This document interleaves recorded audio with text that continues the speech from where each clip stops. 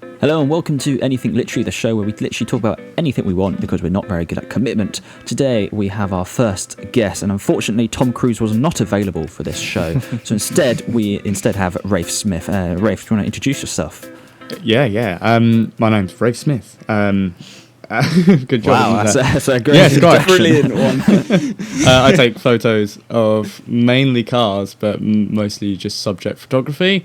And I'm not really into the film side. I've never really had to do any filming, which is disappointing. Well, then we're just going to cut you from this call and we're going to end it here. Yeah, all right. Well, thank you very much. I loved it. It was really enjoyable. But of course, our first topic and the main topics for today is all about cars. Why are you qualified to talk about cars? What do you do as a living? Well, firstly, I spend 5 days a week inside a car dealership. I spend every waking moment looking at cars. Photography sort of followed on behind it in that sense. But yeah, no, I'm full-time service advisor at an Audi dealership. All right. So that's why he's qualified, guys. We've got that. The rest of us aren't qualified, so it's all good. No, we're not qualified to talk about anything. That's why we made a podcast. Okay, so what's first up? Raife, do you want to introduce what you drive and what I know you're a big fan of cars, so I don't know how many. Do you own multiple cars? I'm not even sure. I do currently. Not. Yeah, he's got a Lamborghini, a Bugatti. Yeah, I do. You do see me in the Polo. I just feel like it'd be too much of a flex if I showed off my £1 billion car collection. But Polo, yes, I have 2 Polos. I have my first car still, which was a 2001, registered in September 2001 Volkswagen Polo. It's a Polo RS, don't forget. It has an RS badge stuck on the back of it.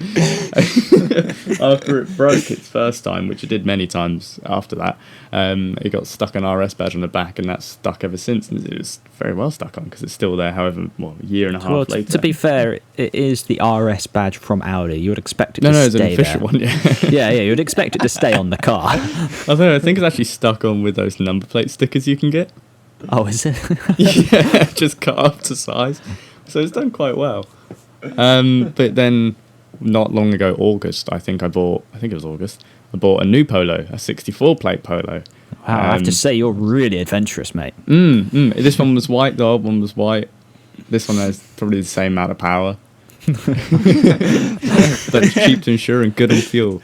The clutch actually works in this one too. This one isn't a sponge, actually. They changed that design later on. They decided that. I've driven your car a couple of times, the old one, and I have to say the clutch in that is hideous. Useless.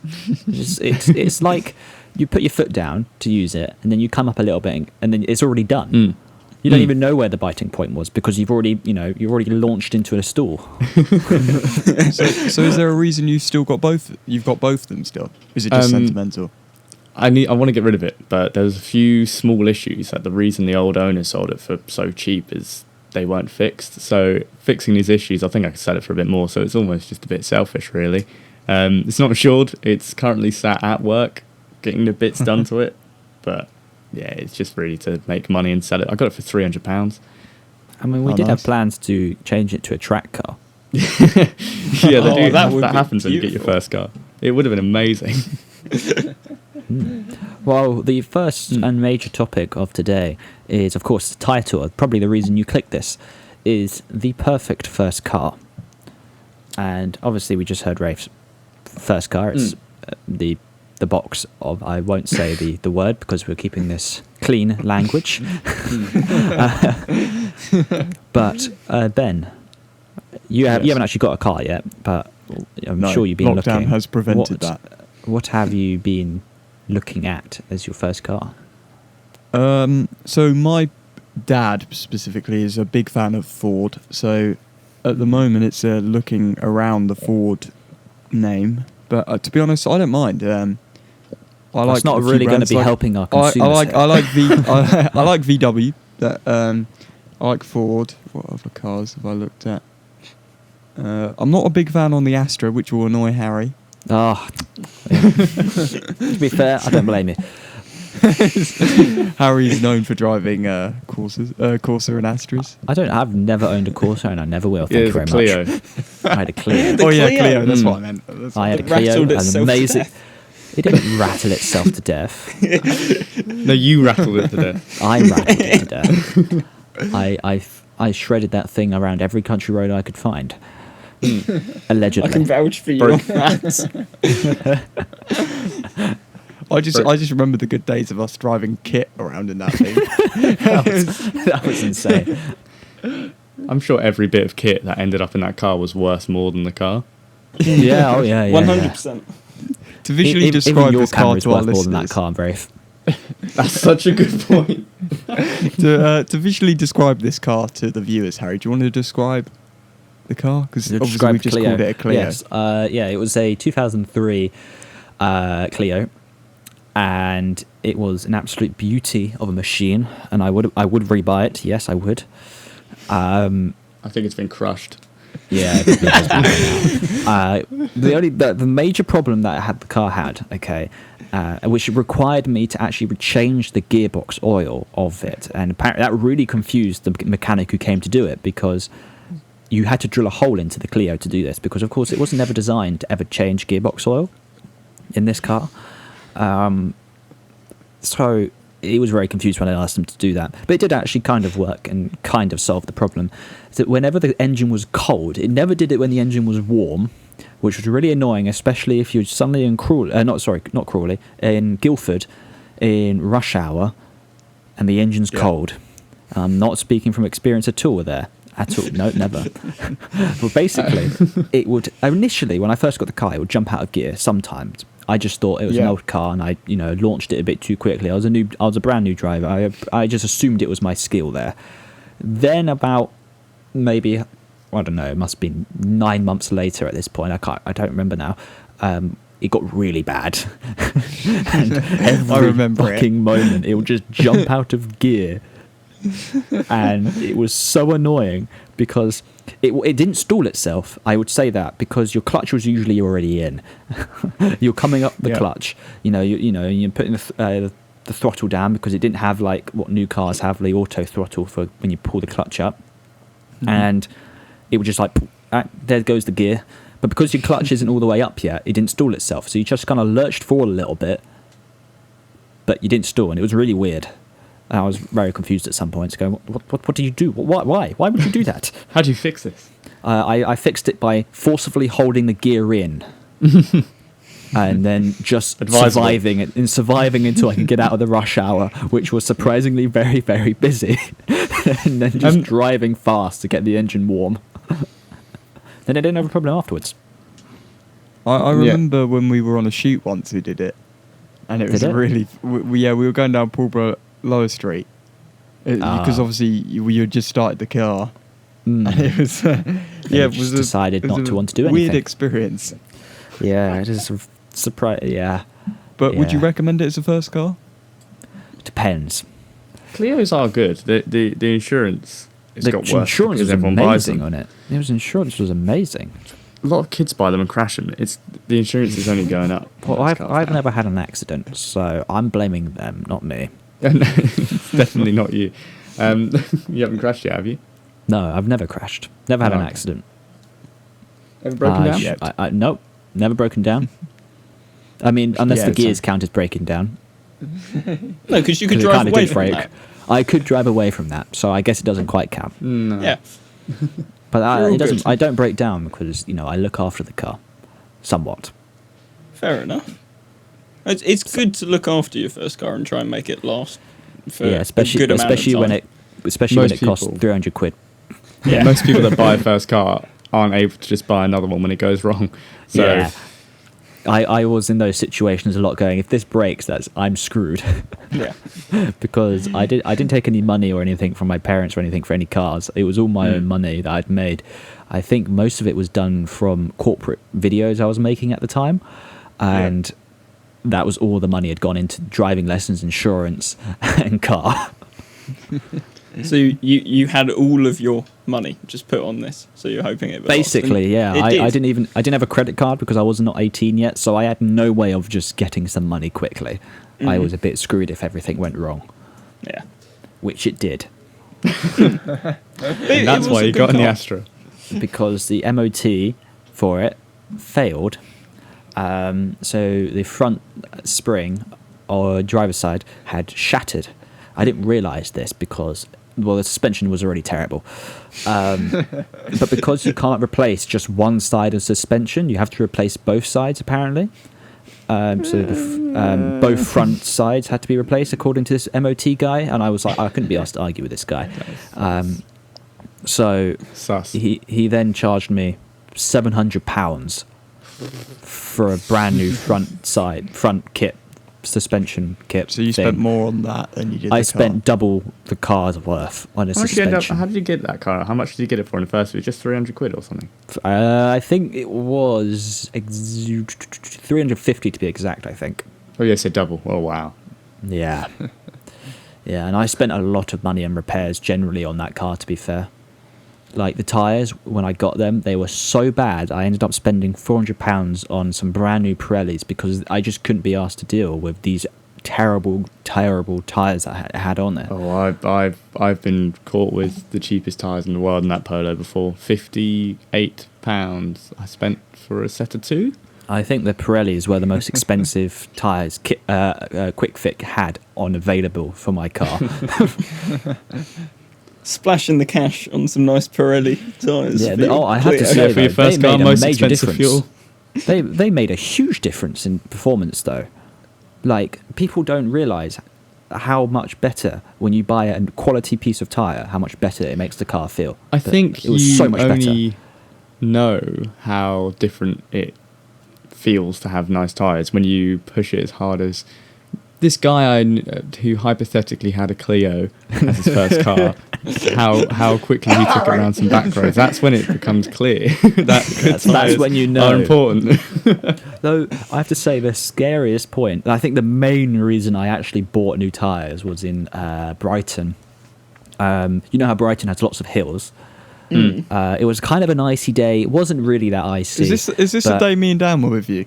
No, this was a day I was actually going to college. And because I didn't really know Brighton at all, and I wanted to try get to the college car park. Well, it was just London Road car park. It wasn't actually college's car park, because they don't have one, annoyingly. I wanted to try get there without using a sat-nav, because I'd been there a few times. I should have remembered it. I didn't. I got lost. I got to a point where it was a junction, and I was coming up, and it was a really steep hill to go onto, and there was a little bit of ice.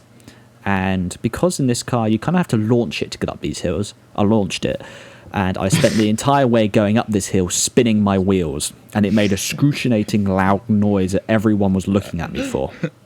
This reminds me of, what, 1 week, 2 weeks ago? How long ago were we in snow? A week ago, maybe? Yeah, a week ago. Driving the Nat for the first time to get to some photo places. That was fun. Sliding all the way. Yeah. I only slid In once. 1 litre Polo. I only slid once in the snow, and it was quite a fun slide, actually. Harry, that story reminds me of, do you remember when me and you, and I think it was me, you, Tom and Dan were in the car at Devil's Dyke? Do you remember that in the Clio? You vaguely remember, yeah. And it was a very icy day, and the same situation happened around that, I believe. I probably did, yeah. That was the Blue Water Adventure Day. Oh, the Blue Water Adventure that was- Day. That was that was good fun. Yeah, that was a Harry long ended drive. up going around the roundabout the wrong way. Okay, well, they should have put a sign up. Hypothetically. Right, okay. To be clear, I did not go around the roundabout the wrong way. Oh no, you didn't. You just went down So the road the wrong way. the road, okay, to get out of the car park is a double lane, okay? There was no sign saying it was a single way. So I went, okay, I want to go to the roundabout because it's the quickest way out of here. So I went in the left lane. Oh, shit, no. This is a single way, and I also just... Sorry, coming the officer. other way. Yeah. Don't worry, no one caught me. It was all right. And it's all hypothetical as well. So All hypothetical, yep. All hypothetical. Any police listen to this? I did nothing, and it was private land. There we go. It was Blue That's how Water. you fix it. Private. Exactly. But anyway, Dan, what's your go-to So- for your first car? What are you thinking? Currently, in terms of cars and driving, I haven't even got my provisional yet. It's on the to-do list, and I get shouted at by Ben pretty much a weekly basis to just fill out the form and pay the money and get the. Because it's 30 Provisional. quid.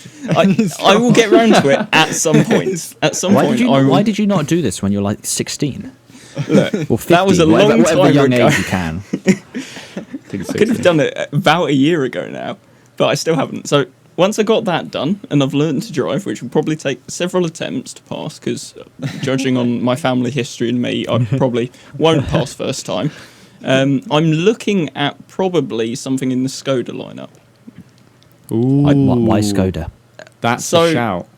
My dad drives an Octavia, which I absolutely love, and could get insured on for an all right price. When But you say all right price, what are we saying here? with black box, it'll be 1,200. That was the same as my Clio. So Yeah, and But this is a if you're- 2-litre diesel. So Yeah, to clear up, that's if Dan's the primary driver. yes, and my dad is additional well. driver. so wait, 2-litre diesel for only 1.2 with black Yeah. box. It's an Yeah. Escape. That's Skodas. actually, that is really good. Yeah, Is that because it doesn't actually move? no, it does move. But I've been told if I am ever to touch this car, it will be after 5 years of experience. So I have to get my own first car. So I'm currently looking at some sort of Fabia from Skoda instead. How old is that Skoda? 2012. Okay, That's okay, that's good. Because brand new cars will always have cheaper insurance for safety reasons. Mm. But Yeah. a Skoda is such a good, because trying to run any Volkswagen product is so easy. It's so cheap, but Yeah. no one crashes Skodas because no one buys them. Everyone buys a Polo, Yeah. and so the insurance is cheaper. That's a shout. It is a good shout for a But first car. then someone might also argue that the Skoda is more, sacred in that case, and people might want to steal it because there's less of them.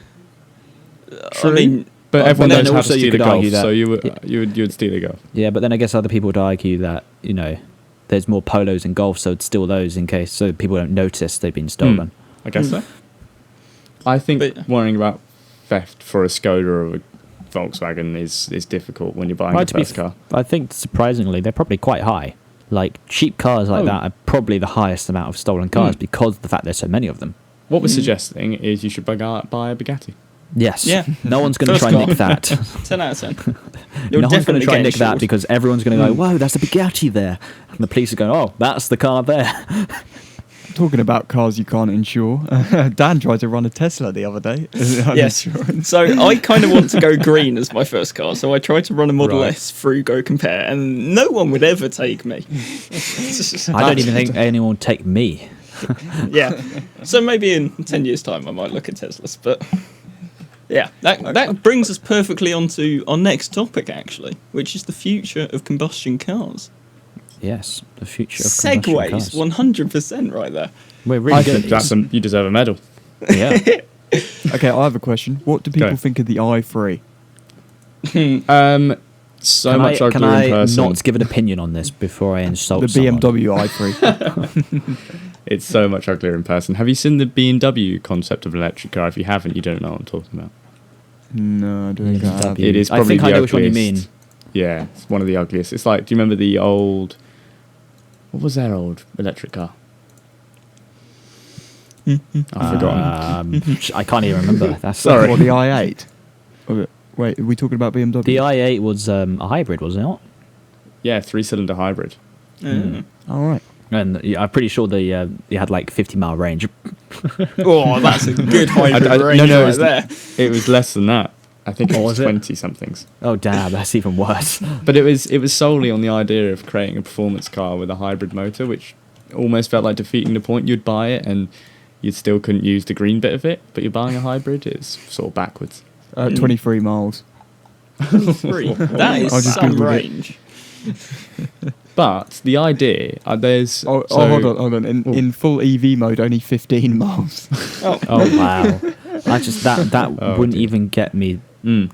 Actually, where would that get me? I might get to your house, Rafe. Oh, and not back. No, not back. The Q5, so on the Audi side, they have a Q5 hybrid. and the electric only does mid-20s. But that's still me getting home and back. And if I have an electric charger at home, that's that. It's only a backup when I'm going on a long journey, not my daily drive. I can do something hundreds of miles. I think it's a really cool idea, but because of that government, what have they done? They've said 2030 they have to stop the production of combustion engine cars. No company is now going to invest for what is a 9.5 year span into hybrid cars, because they would spend 5 years doing it, and then those cars would only be around for 2. That's a useless thing. And then they only have 2 years to start solely focusing on electric cars. See, it's such a silly idea to bring it that I close. see the whole 2030 thing, stopping combustion car thing, as slightly a bad idea. At the same time, it being a good idea. I mean, environmentally, it's a fucking amazing idea. Yeah. However, I just did an insurance check for a Model 3 long range, okay? Like the lowest quality one you can buy from Tesla, okay? Just to compare what Dan got, okay? So, for people who don't know, I've driven for over a year, got 1 year, no claims, okay? So, not like a perfect, but still, you know, is enough there.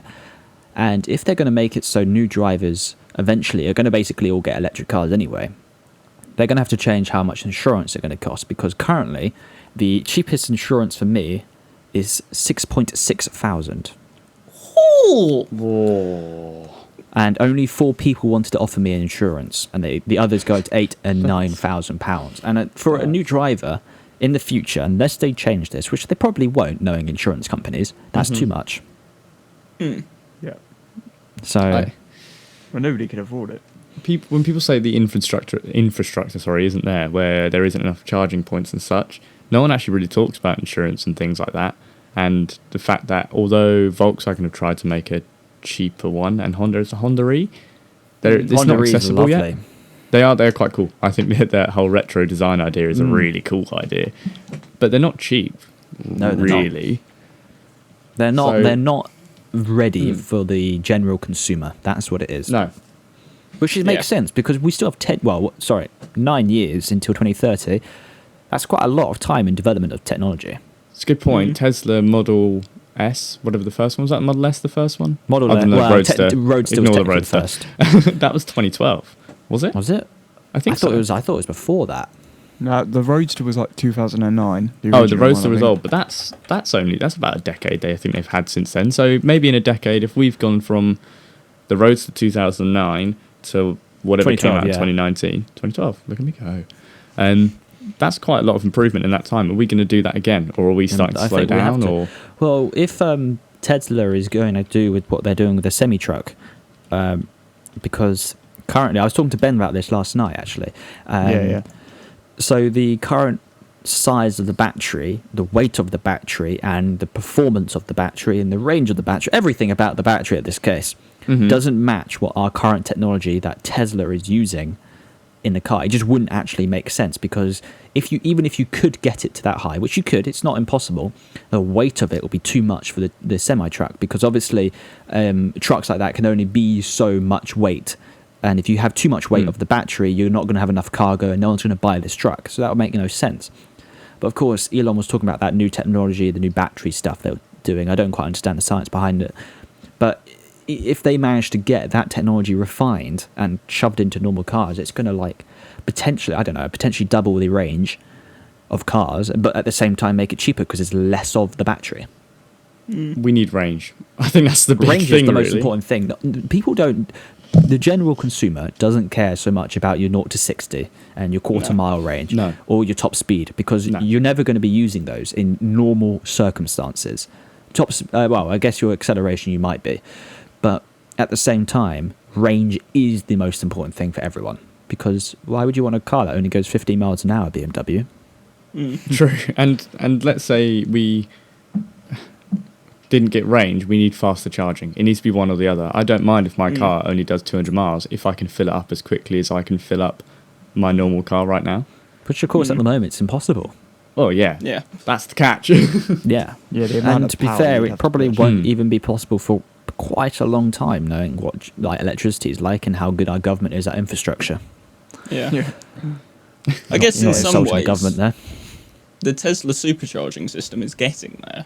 Obviously, still quite an expensive ecosystem to buy into. And but there isn't many.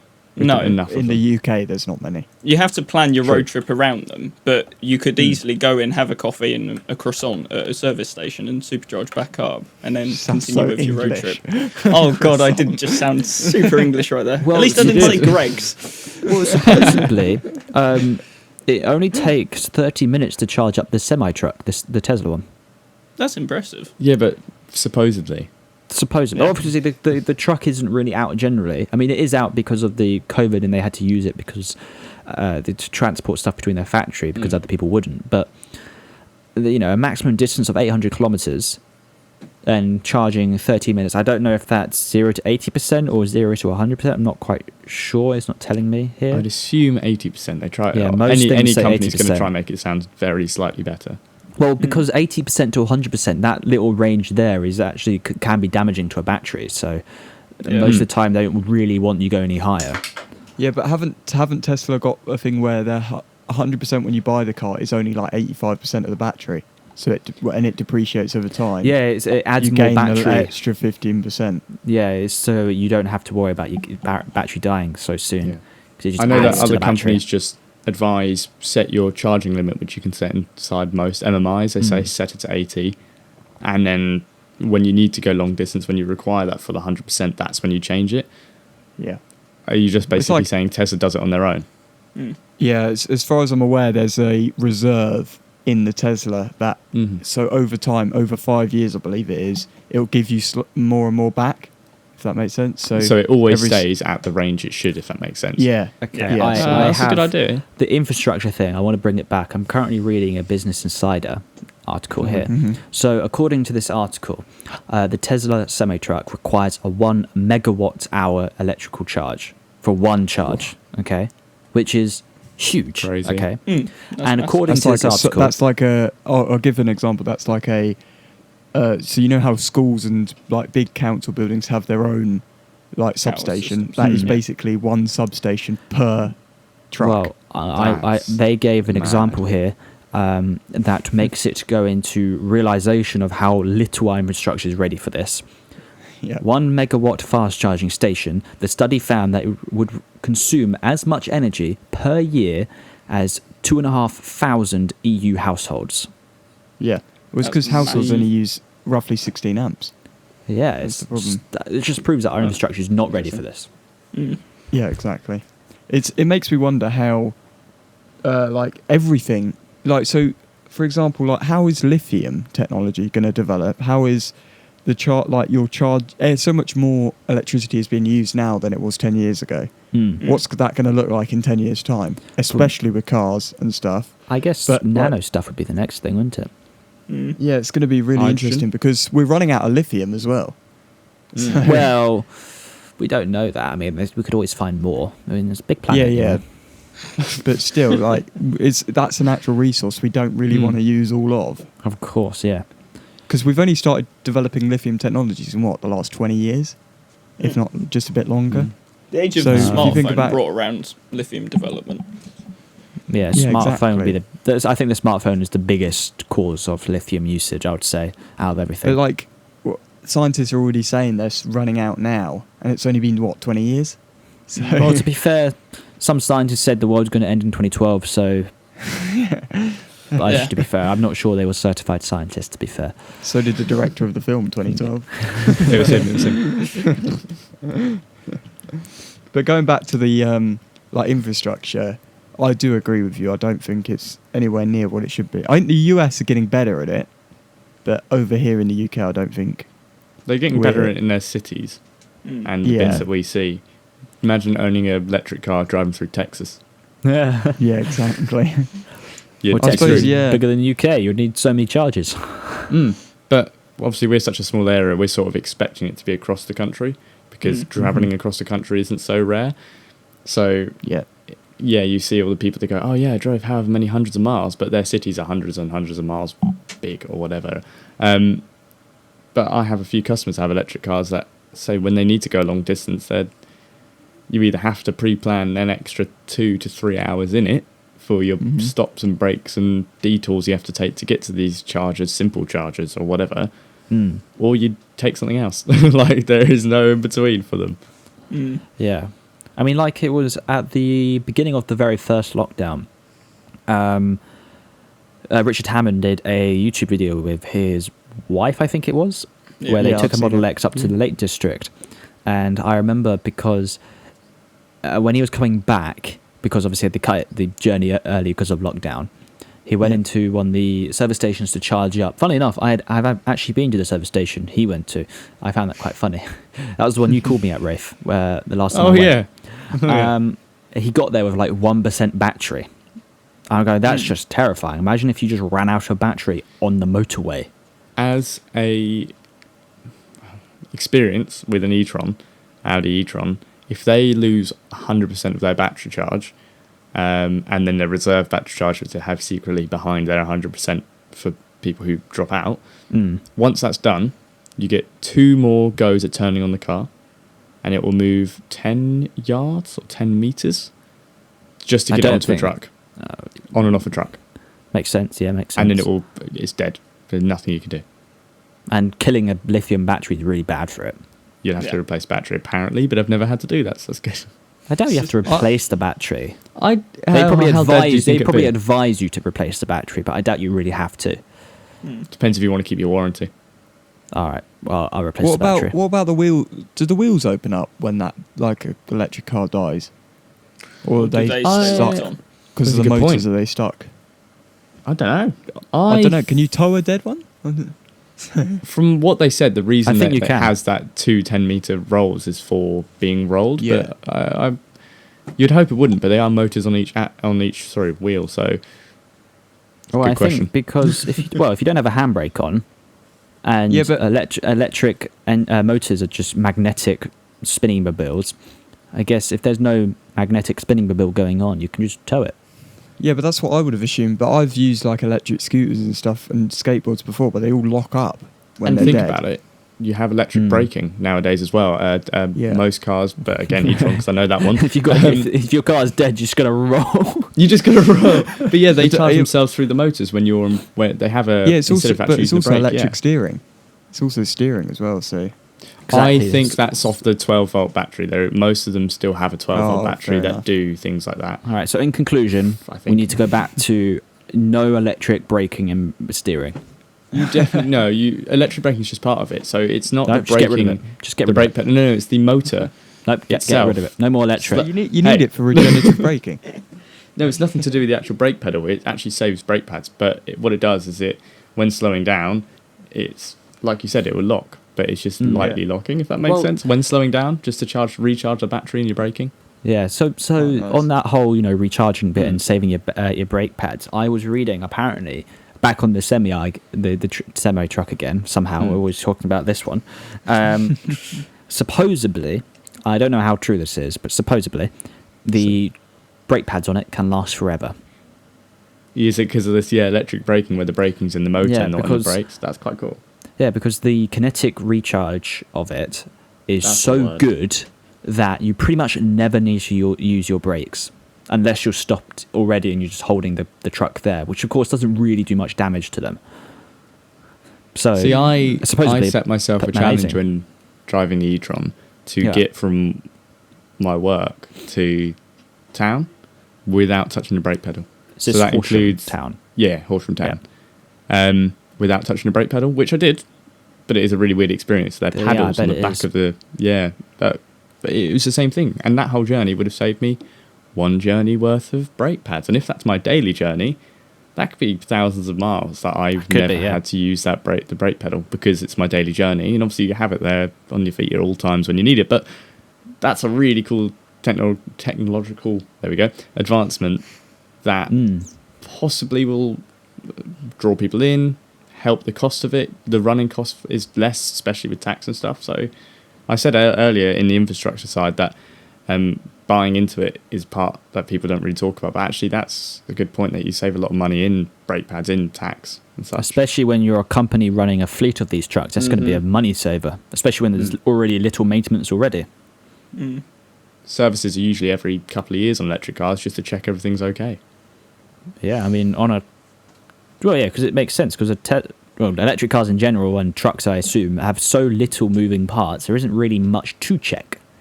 And I'm assuming someone who knew a little bit about it go have a little look and go, all right, that looks good, and then carry on with their life.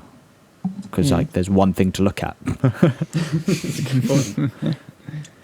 Well, We've talked a lot about electric cars now. We have. It's a big topic. So okay, let's move on. So, obviously, Rafe said earlier he loves taking photos of cars. So, I feel like we should ask, what kit do you use to do that?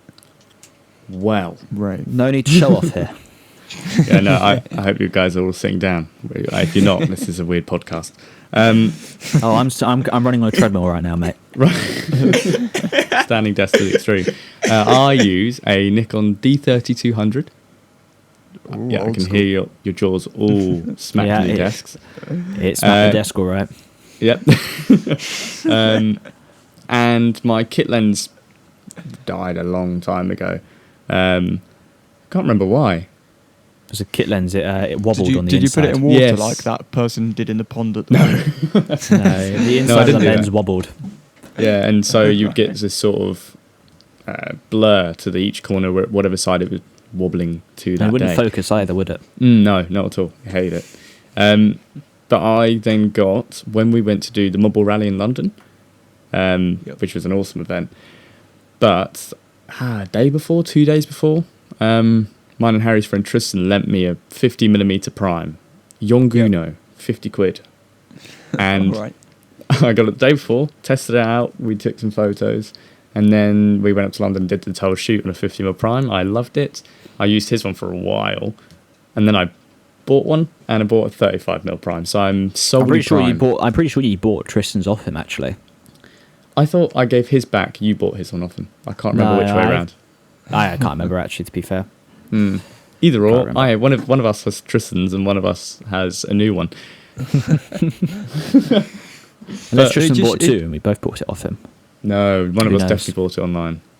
Might have been you. But It just shows that you don't need the best kit to take the photos.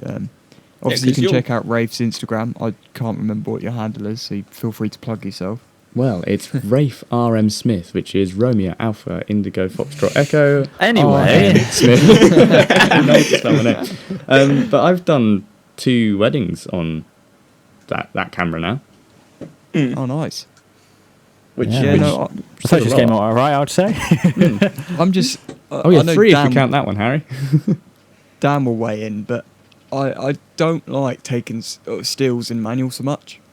I shoot everything in manual, but stills, it's because it's Yeah. just you have a chance to miss the moment because you're pulling focus. Yeah. Yeah. Ooh, manual focus, I've never been very good at. I really enjoy low aperture as well. I'm definitely someone who shoots subject photos more than anything, so having that subject with that really low aperture is just, I love it, which means manual focus would absolutely ruin me because I will miss it and then it will be just out of focus, and that one photo, you would always bug you. I think So do also you you had a use- problem with that lens in general, the 50mm one was terrible No, at I didn't do it. focusing. It would go all the way to one extreme and all the way back to the other, and then it would go to where you want to focus. Exactly. Which is extremely unuseful. Since I got 35, I very rarely use that 50 for that reason. Okay. But it's a crop sensor as well, so a 35 isn't too wide. Yeah, because Dan, 35 is- you love that's you love your 55, don't you, Dan? When I tried out the 55 last Christmas, I did quite a lot of portrait photography in London. We did a photo walk. I fell in love with the 55 for Sony, and it's a bit of an unconventional kind of focal length if you think about it, but it produces some beautiful images. The bokeh on it, and then the autofocus is pretty much instant on modern day cameras at this point. So it's a very nice lens to have. See, What we're saying is you should all upgrade to Sony. Use Sony, yes. I agree. I am a photographer. I'm very rare on the photo side of it. So I like primes. I think every person should own primes. Exactly.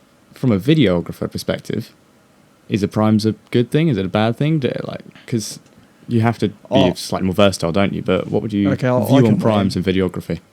So I use a prime for pretty much everything. for Really? video. Yeah. Apart from the stuff I do for like schools, which is all run and gun like documentary style, Mm-hmm. because you need to be able to like quickly zoom in and out, change focal length, especially with school stuff, because we do our best to hide faces. So having a variable focal length is really useful.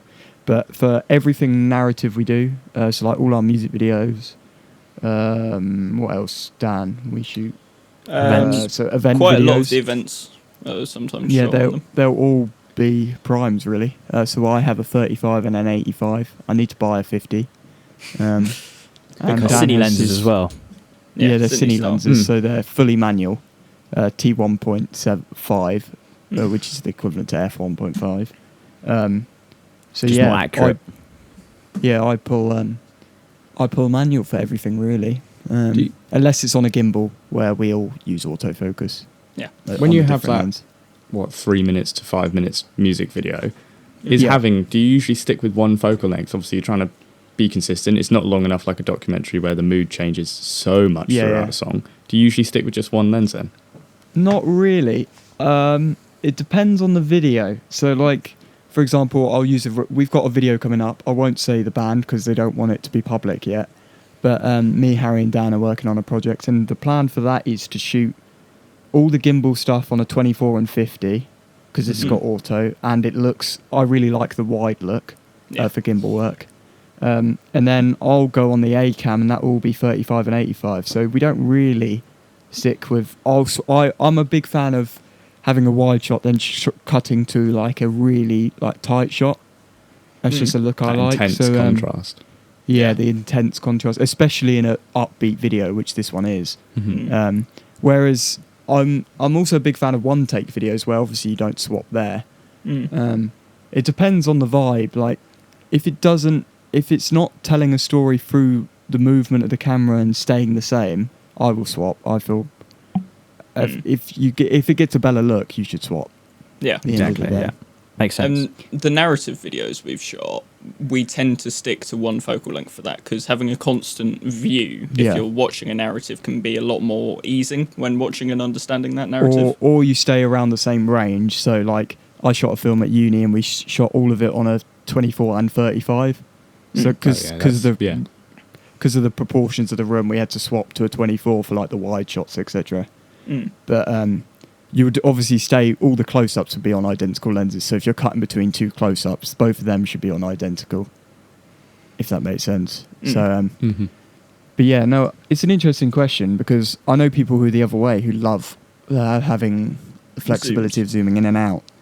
A couple of my mates shoot like mainly church stuff, and they seem to shoot them all on zoom lenses now, just because of the ease of use. I mean, when you're doing price as like a well. live performance like that, where if it be like a church or a Festival of some kind. a theatre thing, anything like that, having a zoom lens when you don't have time or anything like that to change lens is a very beneficial thing. I love the 70 to 200 look, especially because like the good 70 to 200s are either like a 2.8.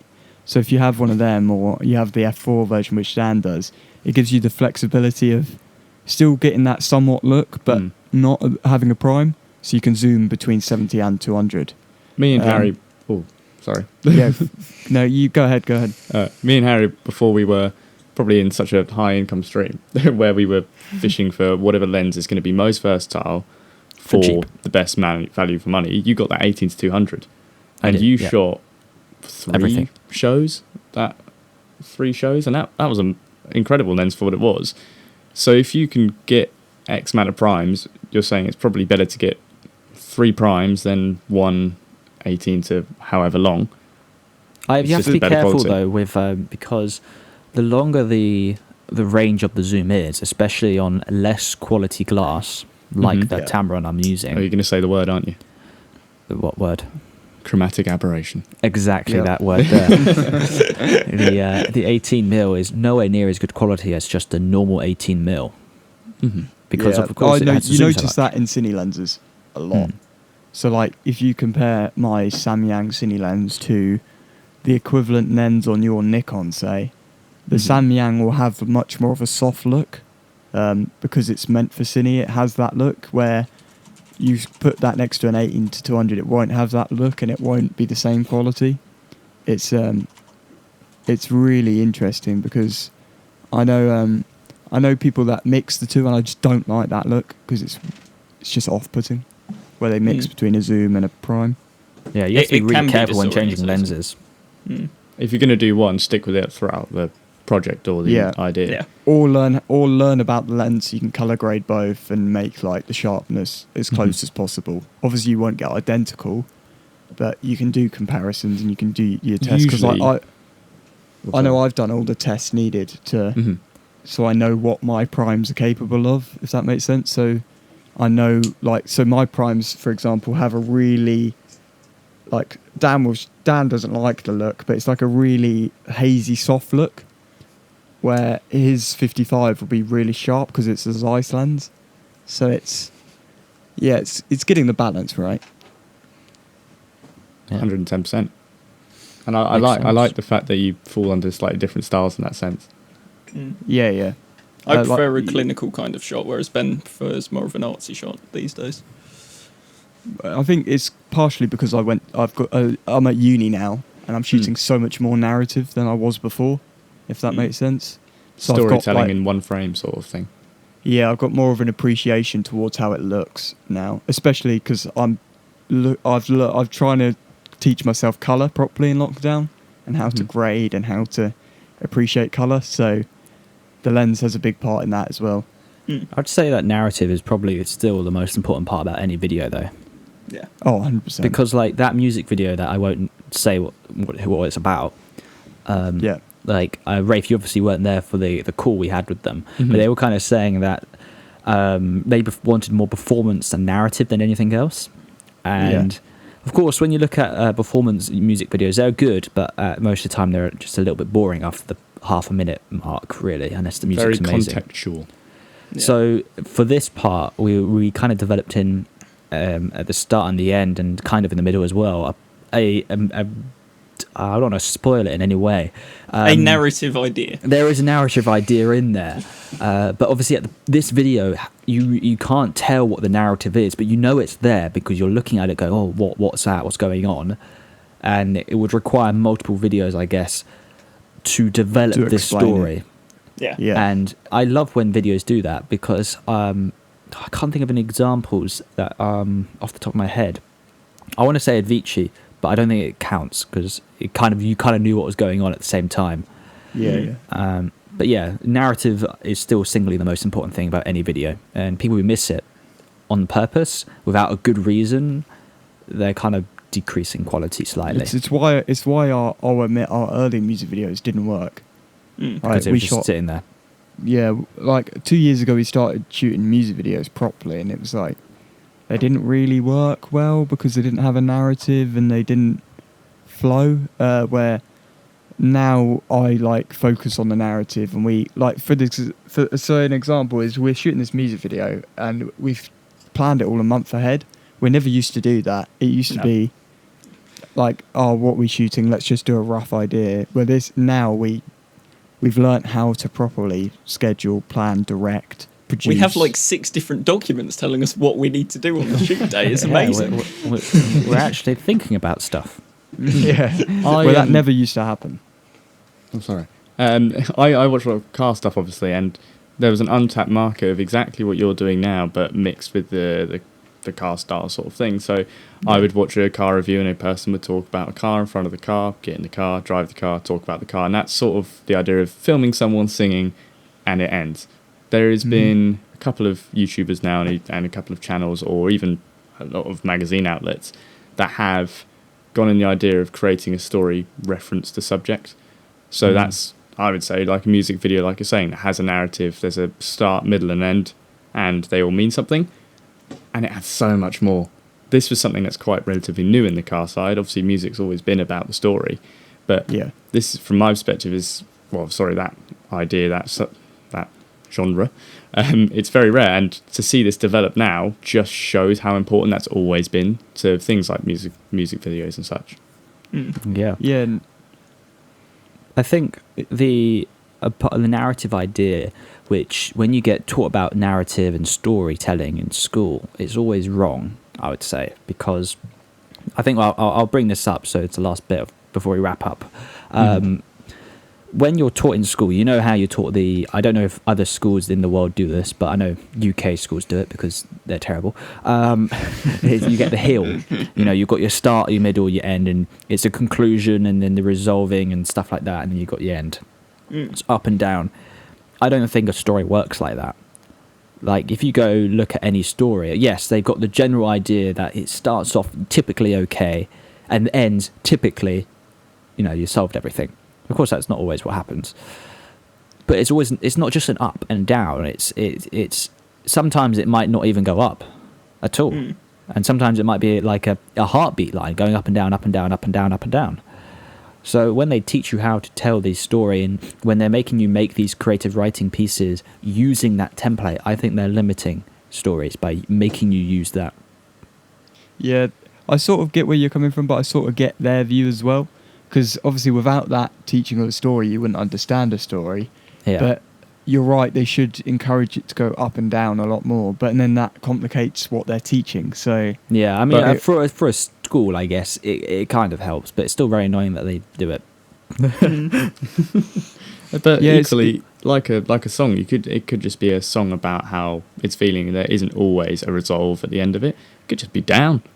Just one long downbeat. Yeah, the video could end just on someone getting shot, and that'd be, oh, whoa, what the hell? And then, bam, that's the end of the song.